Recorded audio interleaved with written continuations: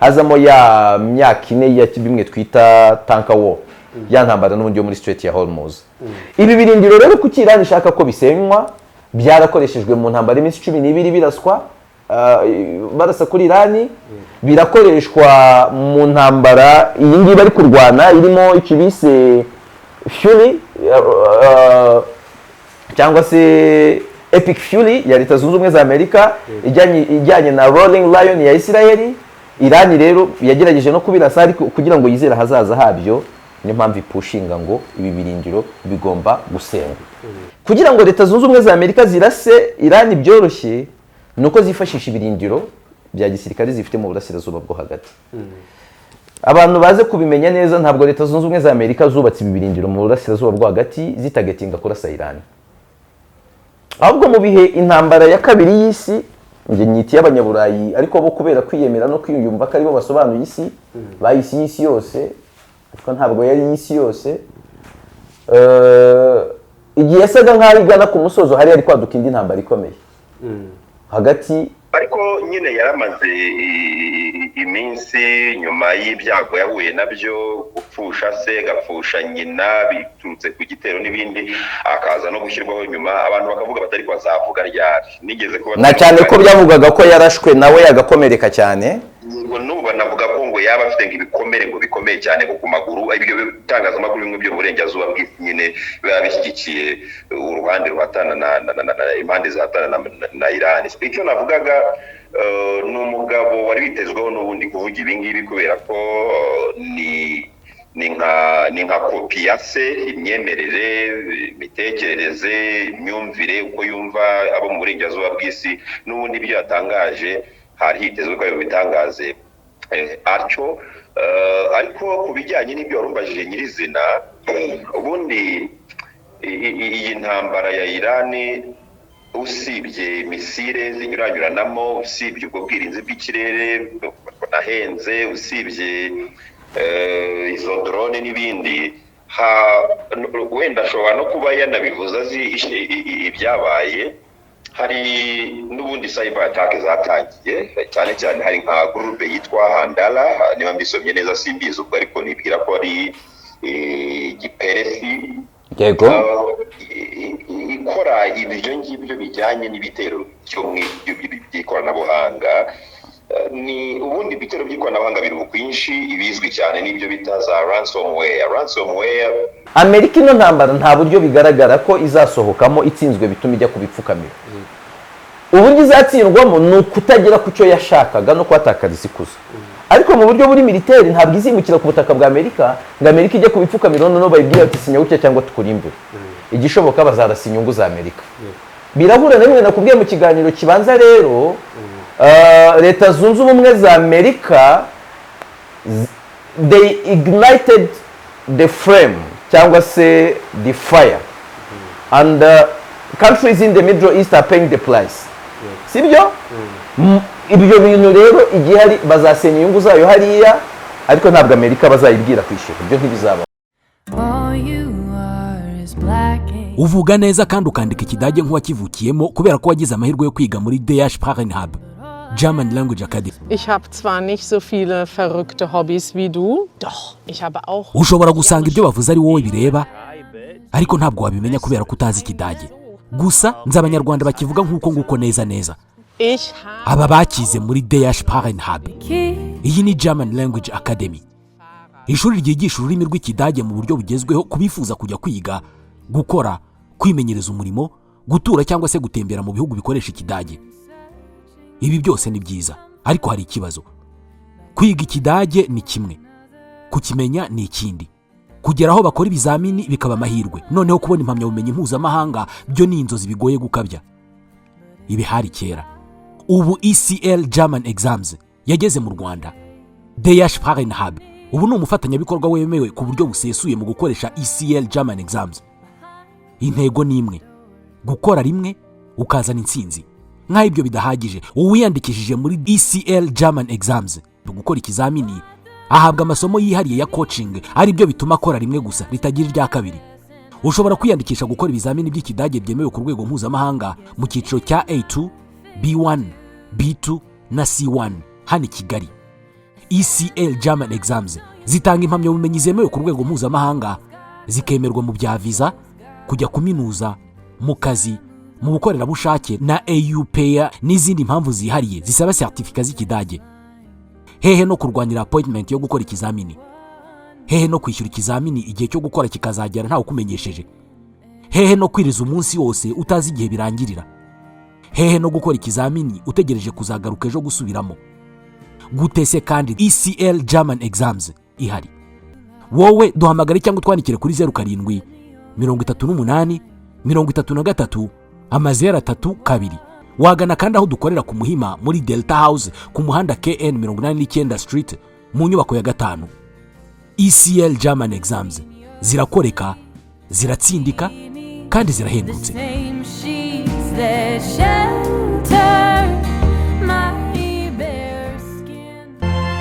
Aka kanya tuvugana ibihumbi by'amatoni y'ibiribwa byuzuye ubwato burimo kogoga inyanja z'isi bugana mu bihugu bitandukanye. Nguko uko Gasharu General Trading Limited ishyira ibyo kurya ku meza yacu. Kompanyi ikorera mu mujyi wa Kigali izobereye cyane mu byo gutumiza ibyo kurya mu mahanga, cyane cyane salsa tomato paste ziva mu Butaliyani, umuceri uva mu Buhindi, Pasco tomato paste ziva mu Misiri n'ibindi. Niba uri umucuruzi, kurangurira ibyo kurya muri Gasharu General Trading Limited nicyo cyemezo kiruta ibindi ushobora gufata uyu munsi. Batanga facture ya EBM yuzuye ihwanye n'amafaranga wishyuye. Bakorera mu mujyi muri Centenary House, ariko bakagira ububiko bunini ku Muhima hafi y'urusengero rw'Abadivaniste. Hamagara 07 88 30 23 cyangwa 07 82 70 40 Yes, reka tubasuhuze tunabaha ikaze mu biganiro n'amakuru hano kuri Nkuye mu Ruge Yves Official. Turizera ko mumerewe neza, turizera ko buri kimwe cyose muri gukora kiri kugenda kibahira nk'uko mubishaka. Ubwo kandi nako tuboneraho kubatumira ngo mube hafi tubane tuganire kuba bitandukanye hirya no hino. Nitwa Janvier Haki, Nkuye mu Ruge Yves, nk'ibisanzwe na warahabaye. Yves na mahoro? Na mahoro cyane Janvier, umeze neza? Meze neza cyane. Biragenda rwose ku buryo burambye. Inshuti zacu zimeze neza nazo cyangwa ntabwo uri kugenda ubasuhuza ubaramutse? Oya, bameze neza ngenda mbabona. Bameze neza cyane rwose, bari kwishimira. Muri commentaire ngo ntarayi kukibaha, ngo ntukibasubiza, barabaza ntusubize, kandi nge neto duhari ngo dusubize ntukajye umvunisha. Kandi hari n'uburyo twatangiye bwo kuzaza twakira ibibazo byabo. Tukajya tugira commentaire tuganiraho mu kiganiro. Yego. Uramenye rero jyo uganira n'abantu rwose, abantu bane neza cyangwa se ibiganiro bigende birushaho kuryoha, sibyo? Nguko rero abantu mudukurikiye muri mu Rwanda, bari mu karere, Burundi, abari muri Repubulika ya Demokarasi ya Kongo, mwese mbateye yambu ngo muze tubane muri iki kiganiro gisoreza ibindi byose byo kuri uyu wa kane. Ariko ubwo niba udukurikiye ariko wa gatanu mu gitondo menya ko twagikoze nimugoroba nyine wa joro wa kane, maze ukiryoherwe neza cyane rwose. Yego. Reka twigire mu burasirazuba bwo hagati. Yego. Mojtaba Khamenei, umuhungu wa Ali Khamenei. Yego. Kera kabaye yatangaje amagambo akomeye cyane, ariko mu byo yatangaje hari n'ibyo n'ubundi mu biganiro byatambutse abakurikira cyane bari bugende babyumva. Nifashishije rero hano ingingo muzo yatangaje umunyamakuru ukomeye cyane witwa Mario Nofo, yakubiye hamwe Mario sinzi mba twamwita umunyamakuru ariko ni nkawe, ni umubloger ariko kuri self made waje amenyekana cyane ku rukuta rwa X cyangwa se Twitter. Agira abantu benshi bamukurikira kandi akunda kuganira kuri politike mpuzamahanga cyane. Gituma hari abantu bamwita umunyamakuru nuko yatangiye n'ubundi kujya gukora na interview n'abakomeye, nta nicyo bitwaye kumwita umunyamakuru, ariko he started muri ubwo buryo. Sinzi nimba hari umuntu umuzi ku kindi gitangazamakuru bitari X, ariko ubu yanashinze YouTube. Abantu bamwibuke cyane mu kwezi kwa kabiri kwa 2025 yavuye muri Amerika za mu Rwanda. Icyo gihe nabonanye na perezida w'u Rwanda Paul Kagame, baganira kuri byinshi by'umwihariko umutekano w'u Rwanda na conflit yo muri Repubulika ya Demokarasi ya Kongo. Kuri za video ziba zaragiye zitrendinga, uyu niwe perezida w'u Rwanda Paul Kagame yabwiye iby'inkuru ya Tshisekedi n'uburyo yatwaraga taxi mu gihugu cy'Ububirigi n'uburyo ya deliveringaga pizza. Abantu baba barabonye ako ka video mukuru w'igihugu cy'u Rwanda Paul Kagame yakaganiraga n'uyu musore Mario Nofo, ni na muto, ntabwo ari umuntu mukuru.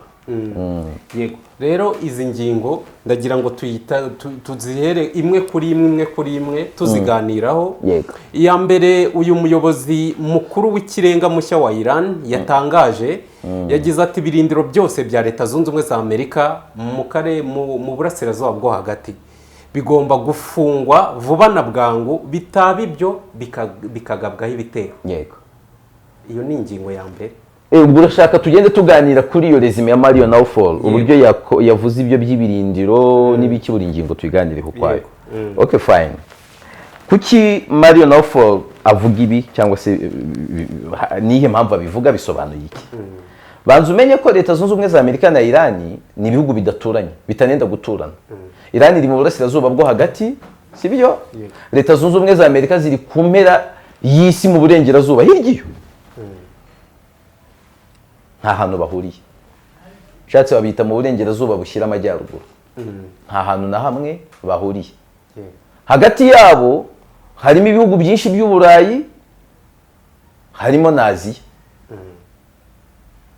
Kugira ngo Leta Zunze Ubumwe za Amerika zirase Irani byoroshye, nuko zifashisha ibirindiro bya gisirikare zifite mu burasirazuba bwo hagati.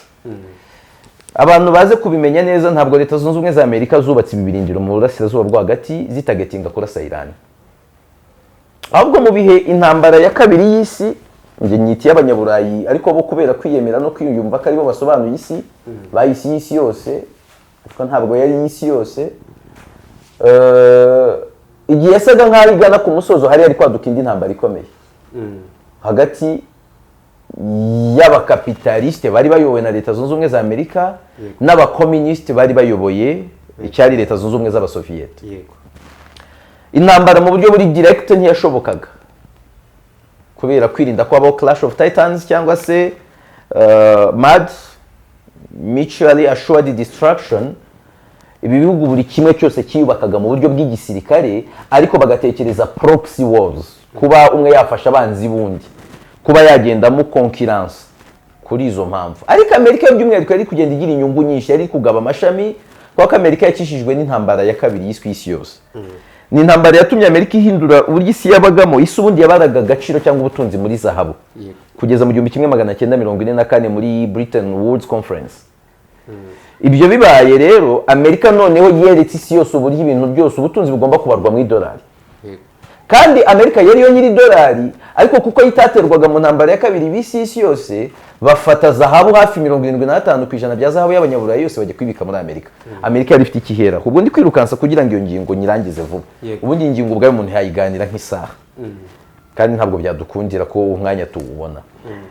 Kugera muri za 70 mu bihe bya petrodollar campaign, Amerika isunikira za Arabia Saudite n'ibindi bihugu bifite petrol nabyo kubitegeka kujya bicuruza mu idolari. Ariko hagati bya bihugu uko byagendaga bigira abambari, Abarusiya bakagira ingabo muri Cuba n'ibirindiro, bakagirana umubano na za Venezuela, noneho hakaza Amerika mu gutandukana kwa Korea. Amerika yashyigikira Korea y'Epfo, Abarusiya bakaba ari kuri Korea ya ruguru, nubwo icyari Leta Zunze Ubumwe z'Abasoviyete. Byatumye Amerika ibona ko igihe kimwe bashobora kuzarwana intambara itari direct, bagenda bakwirakwiza hirya ingabo. Ariko izo ngabo nanone byarimo babyitaga kurinda umutekano w'aho bashyize ayo mabaze militaire, sibyo? Ariko harimo no kurinda za nyungu za Leta Zunze Ubumwe za Amerika, kongeraho intambara yakurikiye ivuka rya Israel mu 1948. Hahise habaho intambara nyinshi. Nguko uko uburasirazuba bwo hagati bwisanze, Leta Zunze Ubumwe za Amerika zihafite ibirindiro byinshi bya gisirikare. Aha tuvuga hari ibirindiro mu burasirazuba bwo hagati, Irani ivuga ko bigomba kuvaho. Hari ibirindiro bya Leta Zunze Ubumwe za Amerika biri hagati ya 18 na 22. Muri ibyo birindiro harimo 9 bita ko biri permanent.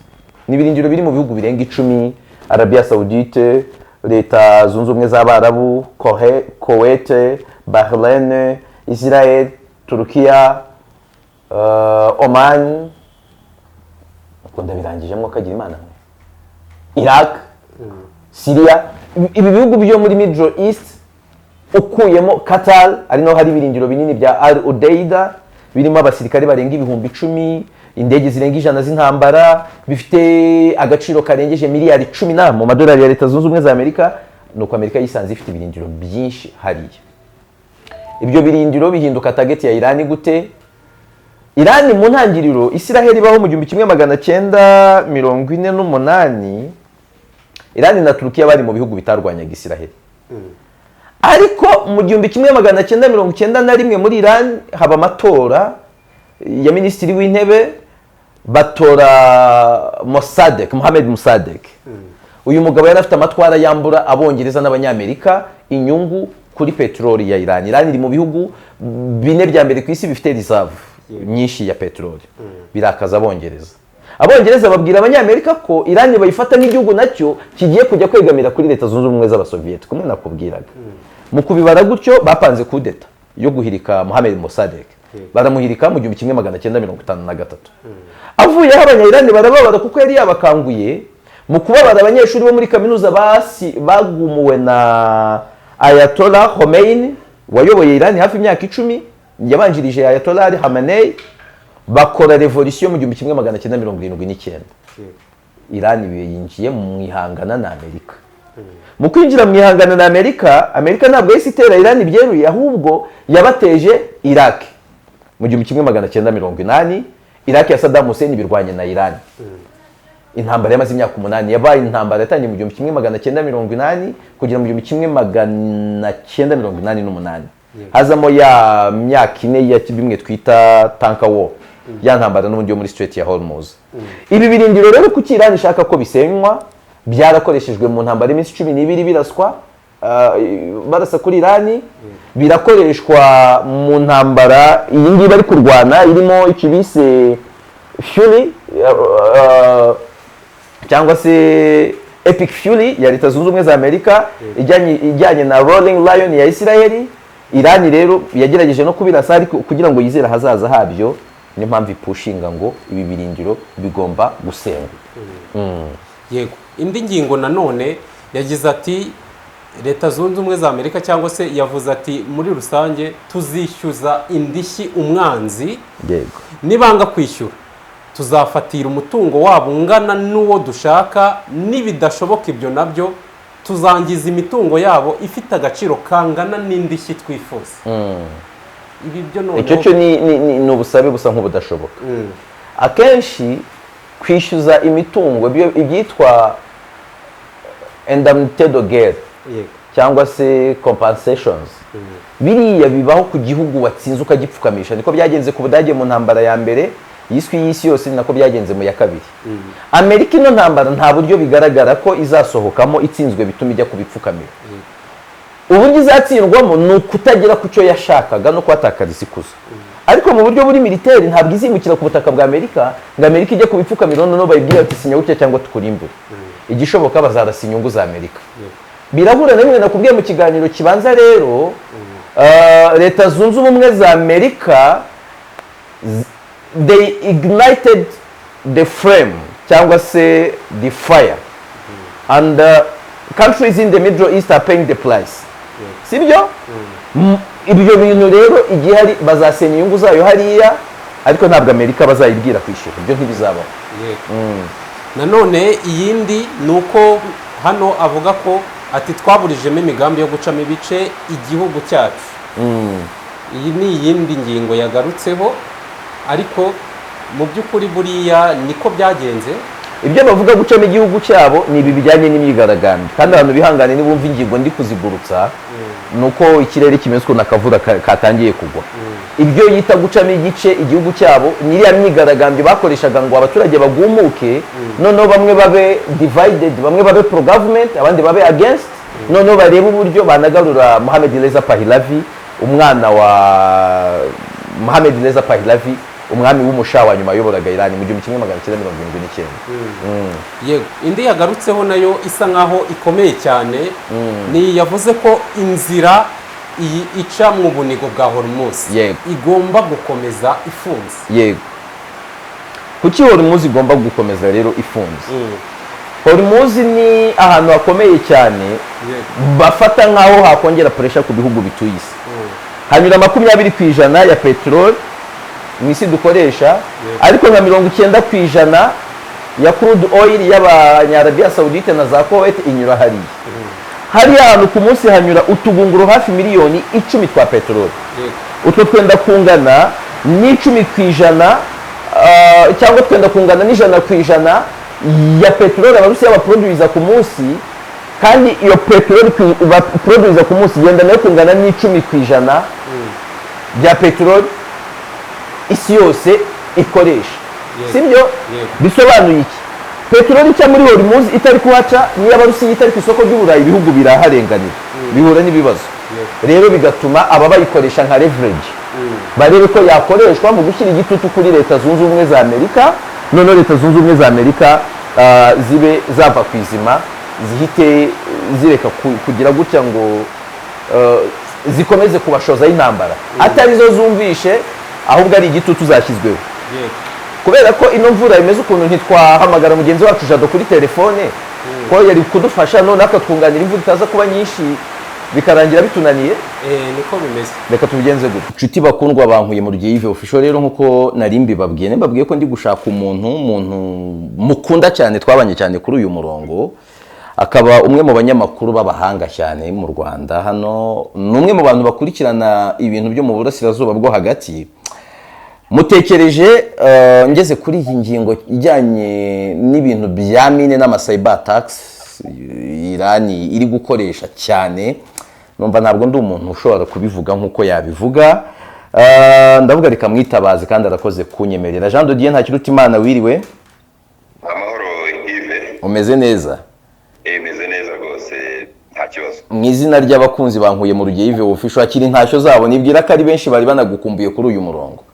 Ndabaramukije cyane, ndabifuriza ishya n'ihirwe abantu bawe kandi banjye, igihe twakoranaga aho ngaho nari maze kumenyana nabo, ndabasuhuje cyane. Bajya bakunyishyuza cyane, bati uyu muntu yagiye he?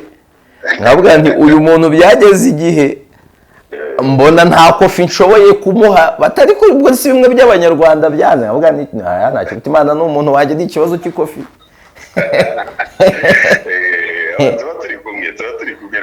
Ubwo banabimenyereho ko duhahana no kuri radiyo dukorana, uri n'umuntu w'inshuti yanjye mu buzima busanzwe. Tube straight twigire mu kiganiro. Bwa mbere kuva ise yapfa, ndavuga Mojtaba Khamenei, umuhungu wa Ayatollah Ali Khamenei wayoboraga igihugu cya Irani, wapfuye ku itariki 28 z'ukwezi kwa kabiri, akaza gusimburwa n'umuhungu we Mojtaba. Bwa mbere yavuze ijambo rye ryarimo amagambo menshi akomeye cyane ajyanye n'ingabo za Leta Zunze Ubumwe za Amerika ngo zigomba gufunga ibirindiro zikava hariya mu burasirazuba bwo hagati, bijyanye no kwishyura ikiguzi cy'intambara cyose, ariko akomoza no ku kintu cyo kuvuga ngo bagiye gufungura front nshyashya aho Leta Zunze Ubumwe za Amerika zitamenyereye cyangwa zitari zizi imbaraga za Irani. Nahise ntekereza ibijyanye na cyber attacks, ntekereza na za mine zo mu mazi ndetse na drone zo mu mazi. Ndavuga ni uramfasha kureactinga kuri iri jambo rye duhereye kuri Bijado. Urakoze. Ni umugabo nabonye bimwe mu bitangazamakuru byo mu burengerazuba bw'isi, bimwe najya kure bigakora ibisana no gutrolinga cyangwa se kuvuga umuntu ho ibintu bishobora kuba bitari n'ibyo bigamije ukabya no kumusebya. Nigeze kubona kimwe mu bitangazamakuru abantu bajya basoma inkuru zacyo bahita babyumva, cyitwa The Sun cyo mu Bwongereza. Bavuga bati ngo ari important, ngo ni ikiremba ntabyara important, umuntu umugabo bavuga ngo ni nk'ikiremba, ubugabo bwe budahagarara ngo budahagarara. Ariko nyine yaramaze iminsi nyuma y'ibyago yahuye nabyo, gupfusha se, gapfusha nyina biturutse ku gitero n'ibindi, akaza no gushyirwaho nyuma. Abantu bakavuga batari ko azavuga ryari. Nigeze kubona na cyane ko byavugaga ko yarashwe nawe yagakomereka cyane. N'ubu banavuga ko ngo yaba afite ibikomere ngo bikomeye cyane ku maguru. Ibyo bitangazamakuru bimwe byo mu burengerazuba bw'isi nyine biba bishyigikiye uruhande ruhatana na impande zihatana na Irani. Icyo navugaga ni umugabo wari witezweho n'ubundi kuvuga ibi ngibi kubera ko ni nka kopi ya se, imyemerere, imitekerereze, imyumvire, uko yumva abo mu burengerazuba bw'isi, n'ubundi ibyo yatangaje hari hitezwe ko bitangaze atyo. Ariko ku bijyanye n'ibyo warumbajije nyirizina, ubundi iyi ntambara ya Irani usibye misile zinyuranyuranamo, usibye ubwo bwirinzi bw'ikirere nahenze, usibye izo drone n'ibindi, wenda ashobora no kuba yanabivuze azi ibyabaye. Hari n'ubundi cyber attack zatangiye, cyane cyane hari nka groupe yitwa Handala, niba mbisomye neza simbizi ubwo, ariko nibwira ko ari igiperesi yego ikora ibyo ngibyo bijyanye n'ibitero by'ikoranabuhanga. Ni ubundi ibitero by'ikoranabuhanga biri mu kwinshi, ibizwi cyane n'ibyo bita za ransomware. Ni ukuvuga ngo ni abantu baba bashaka amaramuko mu buryo bwabo, abahanga mu bintu by'ikoranabuhanga bya computer n'iki, hanyuma bakavuga bati okay, twabonye nk'icyuho loophole muri systeme yawe mu ikoranabuhanga ukoresha, bakayinyuramo bakaba bafunga amakuru, bakaba bafunga data kugira ngo utabasha kuzigeraho kandi zari ingenzi kuri wowe. Ubwo data nimvuga ngo data nkavuga ngo ni amakuru, ikinyarwanda kirakungahaye mu buryo bumwe ariko hari naho kidakungahaye. Yuvuze data uvuze amakuru, yuvuze news tubyita amakuru, yuvuze information tubyita amakuru. Ubwo niyo mpamvu mvuze ngo gufunga amakuru ni data navugaga. Yego bakubwira bati rero duhaya ngaya, shyira miliyoni izi buno basigaye banakayizo ransom cyangwa se ibyo basaba mu mafaranga y'ikoranabuhanga za crypto. Abantu bashobora no kwibuka ejo bundi ahangaza 2017 cya gitero cya WannaCry cyageze ku bigo byinshi cyane mu isi binakomeye. Abantu bashobora kwibuka CryptoLocker yo muri 2014. Icyo ni kimwe mu bitero by'ikoranabuhanga, ariko cyo aba bagikoze ushobora kunegosiya nabo mukavugana ati noneho shyiraho miliyoni y'idolari yaduhe muri bitcoin, yaduhe mu yandi mafaranga y'ikoranabuhanga ashoboka. Yego noneho ariko abangaba bo iyi Handala nakubwiye yakoze igitero cy'ikoranabuhanga kinakomeye, abantu bashobora no kwitega ko kiri buze kugira ingaruka ikomeye kuri Amerika, ariko n'abantu ku giti cyabo kuba ko bagikoze kuri company ikomeye imaze imyaka irenga 80 ikora ibijyanye n'ubuvuzi, cyane cyane ibijyanye n'insimburangingo, yitwa Striker. Yanashinzwe n'umuntu witwa Striker muri iyo myaka za 85 ishize, wari umuntu wihebeye ibijyanye n'ubuvuzi bwo gukora iby'insimburangingo mu mubiri y'abantu. Company ikomeye ikorera mu bihugu birenga 90 ku isi, kandi ikifashisha ikoranabuhanga ryo ku rwego rwo hejuru. Abo ngabo rero ba Handala ntabwo bakoze nibura ransomware, oya nta nubwo basaba amafaranga ngo nimugire muri cya amafaranga noneho twebwe turi kure data zanyu. Bavuga ko banatwaye terabyte zigera kuri 50 za data z'amakuru. Terabyte ni ikintu kinini cyane. Ni amakuru menshi cyane. Bakoze icyo bita wiper malware. Abantu bakurikirana bizuka benshi abari internet byumva, aho kugira ngo habeho ransomware ahubwo bakoze bo bari na specialized cyangwa se bijanditse mu bintu byo gukora ibyo bita wiper malware. Ni ukuvuga ngo bivuze iki? Bo ikigamijwe ni ugukumvisha, ni ukugushyira ku mavi, ni ugufata ya makuru bakayasenya. Si ukuvuga ngo baragusaba ngo duhaya tugusubize, barayasenya, ni ukugushyira ku mavi. Icyo ni igitero gikomeye, kuko ntabwo ari misile ziri kuguruka mu kirere n'ubwirinzi bwo kuzisenya, si drone, ntabwo ari UUV, ubundi izi drone zisanzwe zigendera mu kirere bita UAV, unmanned aerial vehicles. Hari na drone zigendera mu mazi, unmanned underwater vehicles cyangwa vessels. Izo nazo barazifite, ntabwo ari izo, ahubwo byageze mu kwataka noneho mu buryo bw'ikoranabuhanga kandi ahari inyungu za mbere. Kumva ni corporation cyangwa ni ikigo cy'abanyamerika, bivuze ngo bakoranaga bashobora no gutangira gutera icyizere Amerika mu buryo bumwe cyangwa ubundi, ngo ariko cya gihugu twibwira ko gikomeye mu buryo bumwe cyangwa ubundi cyagomba kudufasha, none dore biranze. Ahubwo hari na devices ziri mu bantu, iyo Striker yarashyize mu bantu kandi zigenzurwa n'ikoranabuhanga, amakuru yabo, abo barwayi. Ni ibintu bikomeye cyane, wenda abantu bashobora kuba batari no kurebaho, bakirebera kuri misile gusa, bakirebera kuri drone gusa, kubera ko wenda mu buryo buri direct cyangwa se mu buryo butaziguye zihita zigira ingaruka zinagaragara aho ngaho. Ariko ibitero byabaye byinshi. Nyine navuga ko hari fronts cyangwa se aho guhatanira hageze no muri hatandatu, niba biri mu mavuta ibikomoka kuri peteroli, niba biri kuri shipping cyangwa se kubitwara buriya n'indi industry ukwayo, cyangwa se nabise abantu bavuga ngo igisata ukwacyo, bikaba bigeze ku bijyanye n'ubuzima nyine kubangamira ikigo gishobora gufasha mu buvuzi, bikajya mu bijyanye n'amafaranga, ko hari amabanki yarashweho muri Irani, andi mabanki agafungwa, amabanki abiri ari prominent muri Irani, urumva birajya no kuri data, ibyo navugaga bigeze no kuri healthcare. Iyi Striker nyine ni ikigo gitanga serivisi zijyanye na healthcare. Ni intambara iri complex cyane. Utubwiye kuri ibi bya cyber warfare cyangwa se ibintu byo byanabaye mbere yuko avuga iri jambo, ibyo njye nese ntekereza ko ari byo avuga aho intambara iza kwimukira. Mbere yuko ibyo biba, kimwe mu bikomeje intambara n'umuhora n'ubunigo bwa Hormuz cyangwa se Strait ya Hormuz, wavuga ko inyuramo utugunguru twa peteroli tugera kuri miliyoni 20 ku munsi, utwo twita n'ubundi tungana na 20% y'ibikomoka kuri peteroli isi konsoma ku munsi.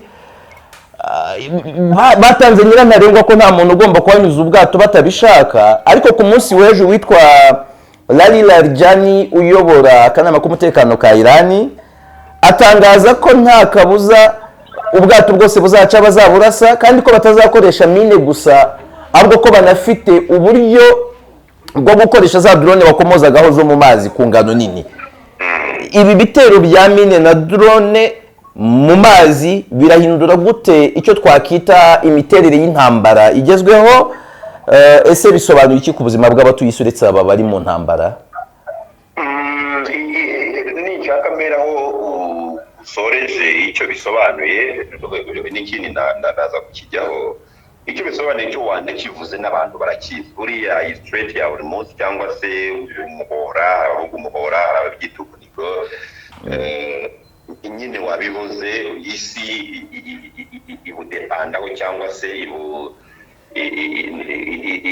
ku bijyanye n'amavuta ibikomoka kuri peteroli bituruka hariya muri Gulf States cyangwa se ibihugu byo mu kigobe, izo za Kuwait, izo za Oman, izo za Qatar, biriya bihugu nyine byo mu kigobe cy'abaperesi. Yego.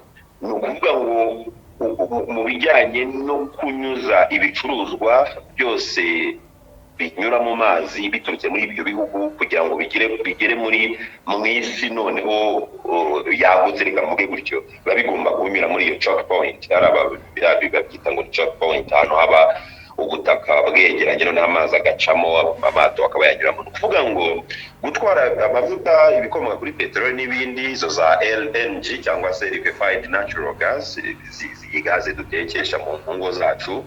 Yego. Kuvuga ngo urakoresha indege uzabivemo byoroshye, hakoreshwa izi tanka cyangwa se aya mato manini. Yego.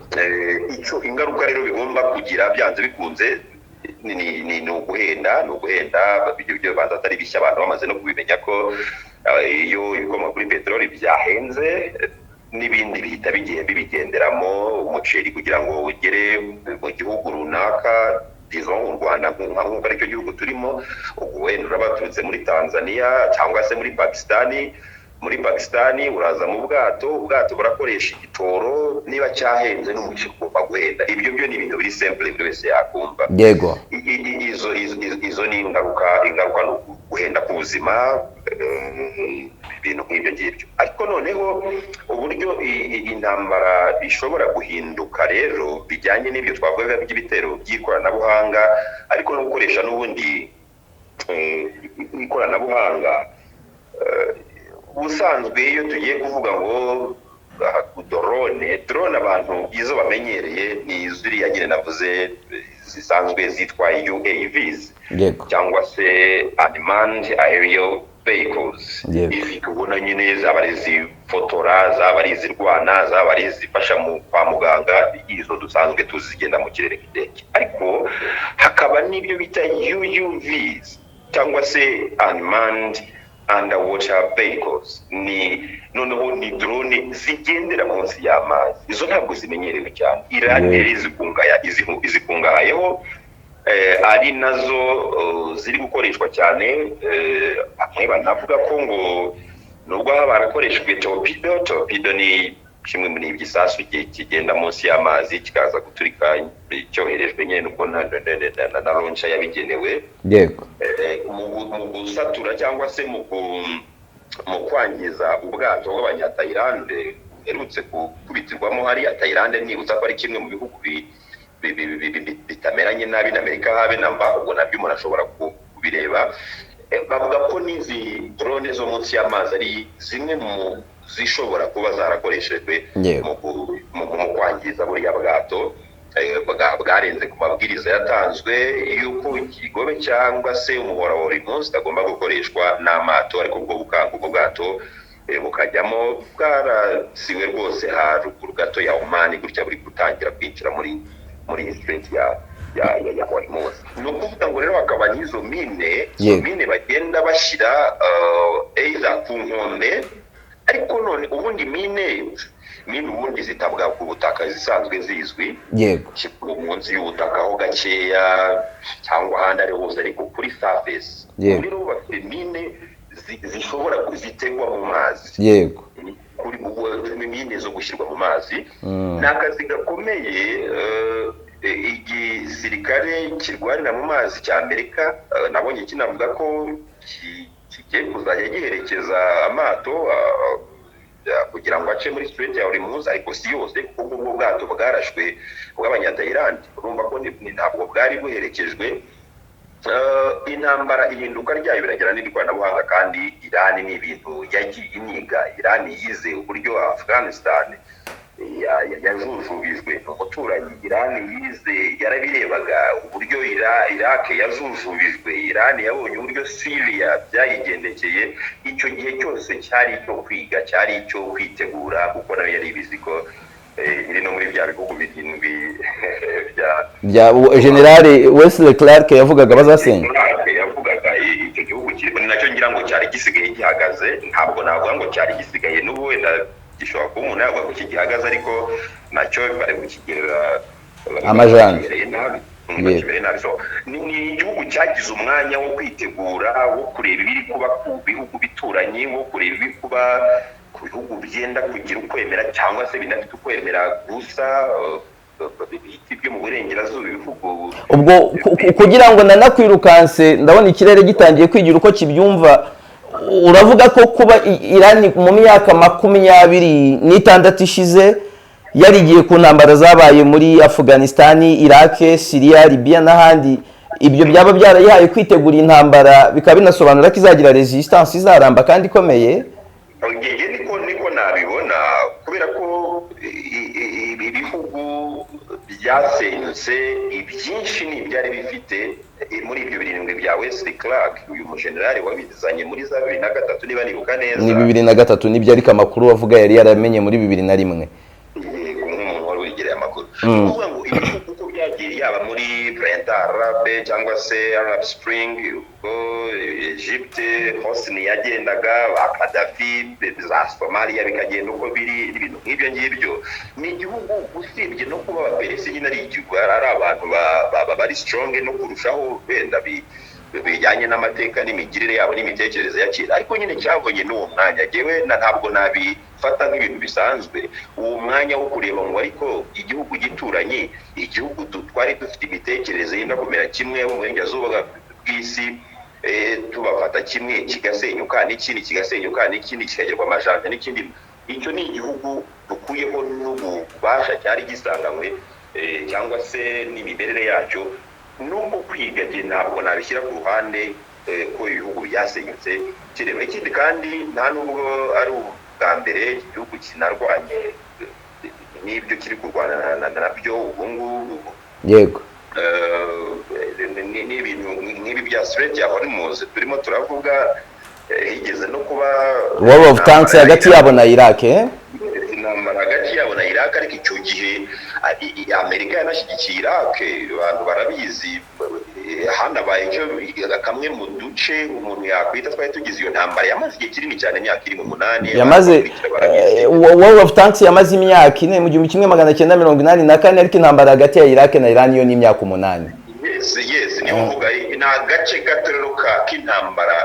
Tanka wo ni agace kagize intambara yagutse ya Iran na Iraq yamaze imyaka iri mu 8. Iyo tanka wo n'ubundi yaberaga ngaha muri Strait ya Hormuz, n'ubundi ari uguhatana kuvuga ngo wowe ntutambuka ariko wowe watambuka, kuko nk'amato y'Abashinwa n'iki hariya cyangwa ariho amadarapo y'Abashinwa cyangwa iki ashobora gutambuka muri ya Strait ya Hormuz. N'icyo gihe niko byari bimeze, ngo hari intambara yo kugira ngo ninde utambuka biragira ingaruka ki.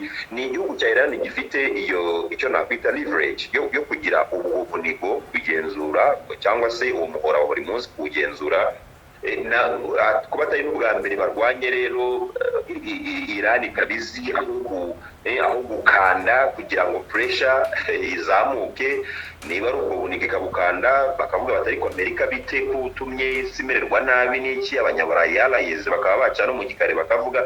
Ni igihugu gishobora kuresista, ntabwo navuga ngo gutsinda kwacyo wenda kuri certain cyangwa se kurizewe, ariko ni igihugu rwose mbonamo kuresista kandi byaranabaye. Of course ni intambara yatangiye, ngira ngo najye ubwira n'abantu bawe aho ngaho bagukurikira. Trump avuga ko ari intambara y'amara iminsi 3 hagati 3 n'5, ariko urabona ibyumweru bigiye kuba 2, nta nubwo bigaragara ko yenda kurangira bijyanye na mosaic doctrine yabo igisirikare cya Iran yo kuvuga ngo ni twebwe tuzagenda uko intambara izagenda. Iyo system yabo cyangwa se doctrine yabo ya mosaic activatinze n'ubundi ni nayo iri kugora Amerika nyine. Yego, iragora Amerika kubera yuko ni igihugu kidakeneye none ahangaha ngo ninde mugaba uza gutegeka ngo tugabe igitero cyangwa tuzibukire. Ni ukuvuga ngo hari ibyo nakwita nka commands cyangwa se commands, ndabivuga mu Kinyarwanda ntabwo biri kunyihuta, ibigabiro cyangwa se abagena ngo ibintu biragenda gutya. Yego, cyangwa se abagaba ibintu nk'ibyo. Hari commands zirenga 30 muri doctrine ya mosaic. Mosaic abantu banabirebye icyo bivuze ni ubundi ni imitako yo mu bihugu cyane cyane by'Abarabu n'ibihugu by'Abisilamu. Iba iri complex ukuntu ku buryo utamenya ngo uru rudodo barushije he rugaruka rute, nicyo babyitiriye. Hari izo commands rero navugaga zigeze kuri 31 zikora mu buryo buri autonomous, zisa n'izikoresha. Ntabwo dukeneye ko Teherani batubwira twebwe hano abo muri wenda muri Karachi, ntabwo dukeneye ko tubanza guhamagara kugira ngo tumenye ko turi buze guhanura iriya drone wenda yoherejwe na IDF igisirikare cya Israel. Bo barahita bavuga ngo okay, twebwe dufite go ahead, turabona iriya drone tugomba kuyimanura, bakayimanura. Abandi bo mu yindi ntara y'indi nabo bakavuga bati okay, tugomba gukora ibi kwikoresha mu buryo buri autonomous. Ni byasizwe bivuzwe na n'uyu Ayatollah wapfuye uyu musaza Ayatollah Ali Khamenei. Aho yari amaze kuactivating arabwira ngo okay, you are loyal to the country. Mwebwe igihugu turabizi nka IRGC, iki gihugu muragikunda, rero mube ready igice cyose mubona ko ari ngombwa kugira icyo mukora igikorwa cya gisirikare mugikore. N'ubu rero iyo doctrine iracyahari ku buryo biragoye kwinyuramo. Niba hari intara itewe baritabara badategereje go ahead, badategereje order y'Iteherani ku cyicaro gikuru cya IRGC. Jado, ubanza uwaganira nawe byamugora gusoza ikiganiro kubera ko ibintu byawe biba bifite ifu cyane, ahubwo unyemereye iki ntabwo cyaba ikiganiro cya nyuma, ariko iki cyo nkagushimira rwose kugira ngo inshuti twabanye tubareke nabo tuvuge dutireka ducumbikishiriza aha, ahubwo ukaba wanyemerera no mu bindi biganiro ukaba wazongera kutwunganira muri ubu buryo. Ni ngewe kugushimira mu izina ry'abakunda kandi bagakurikira amakuru n'ibiganiro tunyuza kuri Nkuye mu Rugiye Yves Official. mwemere mbashimire cyane ko twabanye no muri iki nari Yves Nkuye mu ruge ntimugire umujinya kandi ntimurakare.